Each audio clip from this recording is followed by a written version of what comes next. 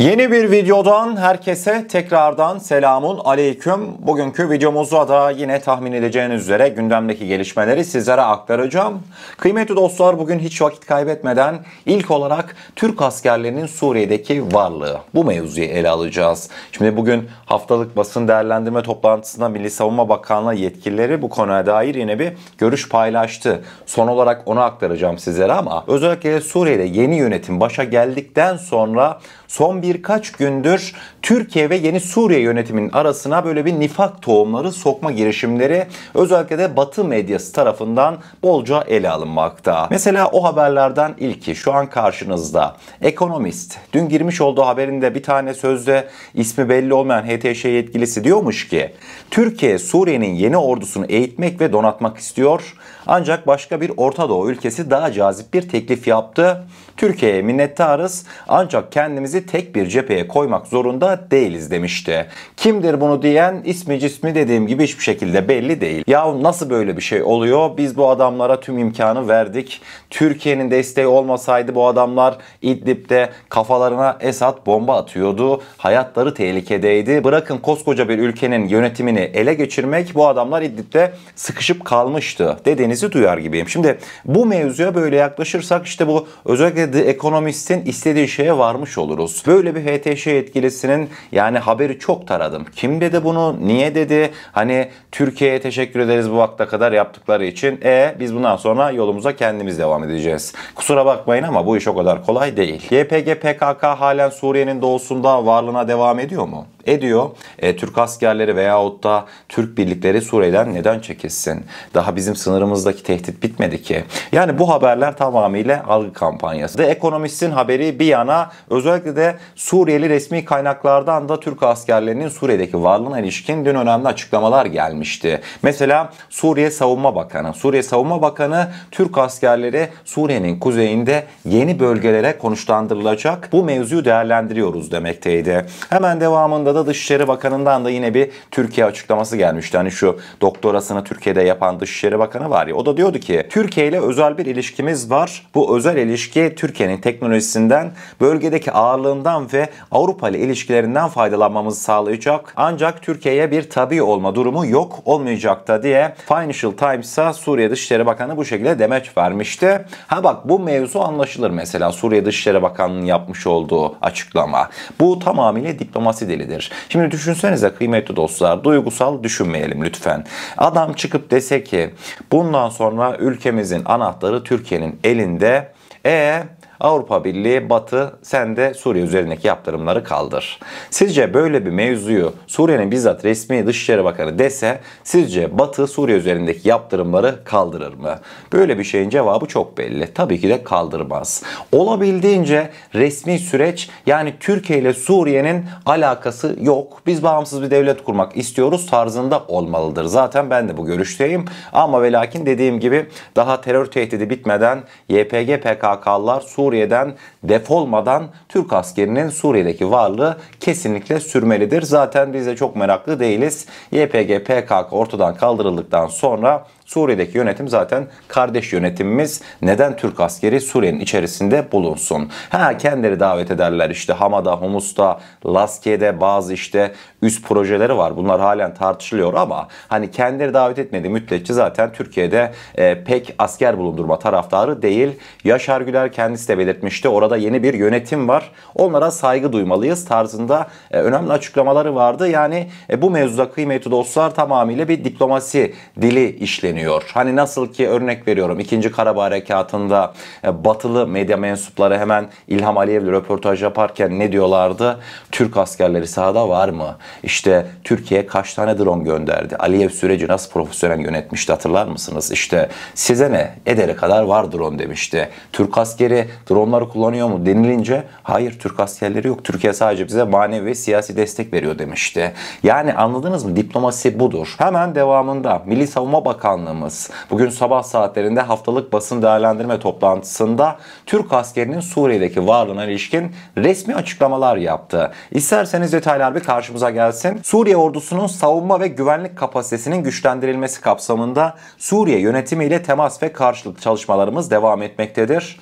Terör örgütünün işgal ettiği bölgelerin gerçek sahipleri olan yerel halkın terör örgütüne daha fazla tahammülü kalmamıştır. Topraklarını işgal eden örgütün derhal topraklardan çıkmasını istemektedirler.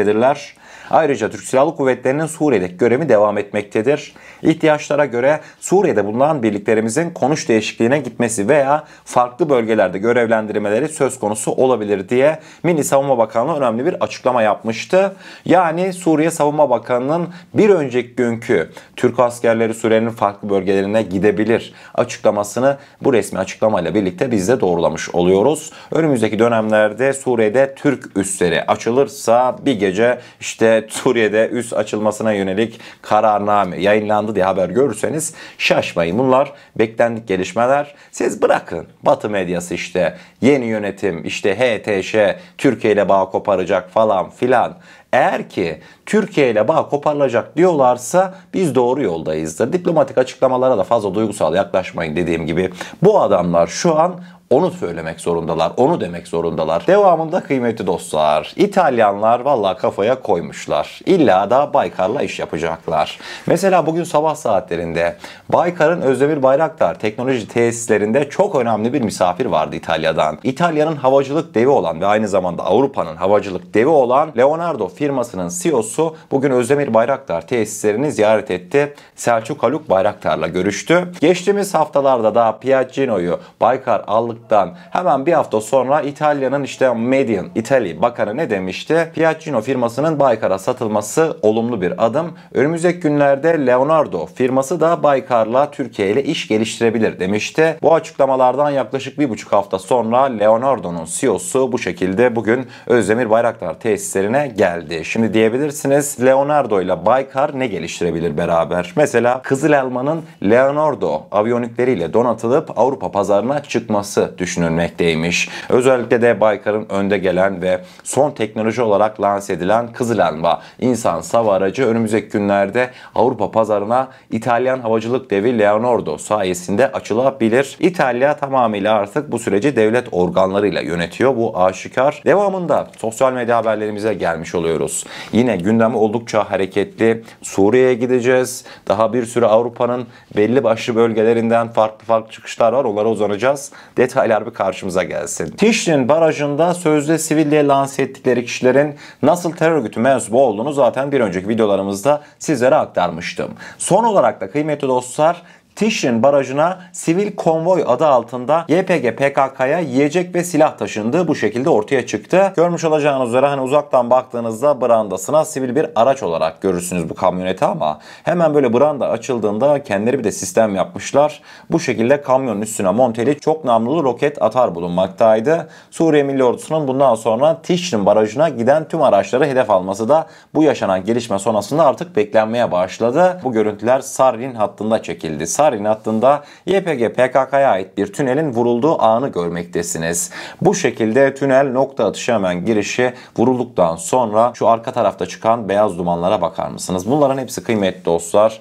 Ya tünel girişi çıkışı veyahut da havalandırma sistemleri. Yani kısacası Türk Silahlı Kuvvetleri nokta atışı bir operasyonla tıkanan hava menfezlerini ve tıkanan giriş çıkışları bu şekilde tünelin aşmış oldu. İçeride oluşan basıncı anlamanız açısından bu videoyu özellikle de koymak istedim. Yani şaka maka gerçekten de tünelin içerisinde tek bir yaşam belirtisi dahi büyük ihtimalle bu atıştan sonra bulunmamıştır. Bugün çok önemli bir uçuş seferi vardı. İstanbul'dan kalkan Türk Hava Yolları'na ait yolcu uçağı bu şekilde görmüş olacağınız üzere İstanbul'dan Şam'a uçuşlar yeniden başladı. Büyük bir coşku hakimdi. Hayırlı uğurlu olsun. Sosyal medyada dün gece saatlerinde bayağı bir gündem olan eski Suriye Başbakanı'nın bir açıklaması vardı. Onu sizlerle paylaşacağım. Eski Suriye Suriye Başbakanı Riyad Hicab özellikle de 2010'lu senelere götürdü bizleri. 2010'lu senelerde ne olmuştu? Bir anda hatırlarsanız Esad güçleri Türkiye sınırından çekilip, yani şu anki YPG PKK'nın bulunduğu bölgelerden çekilip oraları YPG PKK'nın kontrolüne bırakmıştı. 2012 yılında neler yaşandığını dün ilk defa Türk milleti resmi bir kaynaktan öğrendi. Eski Suriye Başbakanı Riyad Hicab, YPG PKK ile Esad'ın nasıl bir bağı olduğunu aynen şu şekilde anlatmıştı. Beşar Esad 2012'de Türkiye sınırındaki birliklere çekilme emri vererek ağır silahların YPG PKK'ya devredilmesini istedi. Nedenini sorduğumuzda ise onlar bizim müttefiğimiz, geçmişte onlardan çok istifade ettik demişti. Yani mevzuya bakar mısınız? Türk askerlerini bizzat taciz etmesi için YPG PKK'ya kendi silahlarını bırakan Esad şu an nerede? 2025 yılına geldiğimizde kayıp, kaçak. Rusya'daki akıbetine ilişkin hiçbir açıklama, haber göremiyoruz, bulamıyoruz. Esad yaşıyor mu, hayatta mı, öldü mü, kaldı mı bilen eden yok. Zaten Rusya'da gittiyseniz yakın bir zaman içerisinde Rusya'nın işine yaramıyorsanız gidersiniz 10. 15. kattaki balkondan bir gece vakti atılırsınız Rus gizli servis tarafından. Esad'ın başına ne geleceğini kimse bilmiyor ama sen terör örgütlerini sınırımıza dizerken kendin şu an ne hallerdesin? Yaptıklarına değdi mi? İnşallah yakın bir zaman içerisinde senin o kalıntıların, bırakmış olduğun, silahlarını bırakmış olduğun terör örgütü kalıntıların da temizlenecek ve hem Esad'ın silahlarını bıraktığı YPG hem de Esad tarihin tozlu raflarına çoktan karışmış olacak diyorum ve devamında Avrupa Birliği'ne gideceğim. Özellikle de ABD'nin yeni devlet başkanı Trump'ın göreve gelmesiyle birlikte Avrupa Birliği'nde gerçekten de dikenüstü durumlar başladı diyebiliriz. İlk açıklama mesela Macron'dan geldi. Fransa Cumhurbaşkanı Emmanuel Macron bugün demekteydi ki Amerikan müttefiğimiz Akdeniz'deki savaş gemilerini çekerse yarın Avrupa'da ne yapacağız? Doğu Akdeniz'den Amerika çekilirse ne olacak? Türkiye ile baş başa kalacaklar.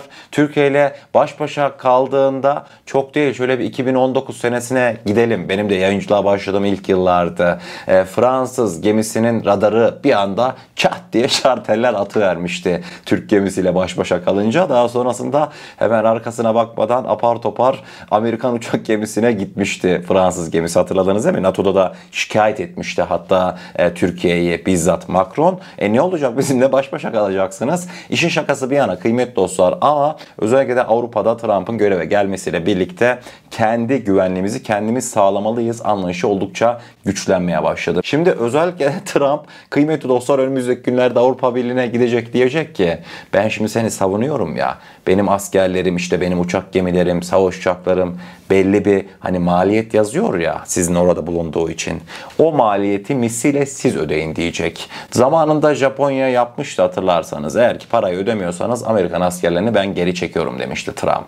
Trump'ın göreve gelmesi kısacası tüm böyle ABD bağımlısı ülkeleri sıkıntılı bir pozisyona soktu. Mesela Trump şaka gibi ama Arabistan'a ilk ziyaretimi gerçekleştiririm ama bizden yaklaşık milyarlarca dolar alışveriş yaparlarsa dedi. Hatta geçmiş yıllarda da Suudi Arabistan işte Amerika'dan 300 milyar dolar değerinde mi alışveriş yapmış. İşte bundan dolayı bu sözleşme imzalanınca Trump da ilk yurt dışı seyahatini Arabistan'a yapmıştı. Araplar tekrar Trump'ı davet ediyor. Trump da diyor ki yeni sözleşmeler yapalım. Yani Trump tamamıyla mevzunun şu tarafına bakıyor. Avrupa Birliği'ne verilen askeri destek de bundan sonraki süreçte giderek azalacak ve Avrupa, örnek veriyorum, Türkiye gibi bağlantılar sayesinde kendi savunma sanayisini güçlendirmeye çalışacak. Siz sanıyor musunuz ki bu Leonardo'nun CEO'su rastlantı üzerine Türkiye'ye geldi. Avrupa artık kendini güçlendirmek istiyor ve Avrupa'da mesela bugün İtalya aracılığıyla Türkiye'nin kapısını çaldı. Türkiye ile beraber ortak ne geliştirebiliriz dedi.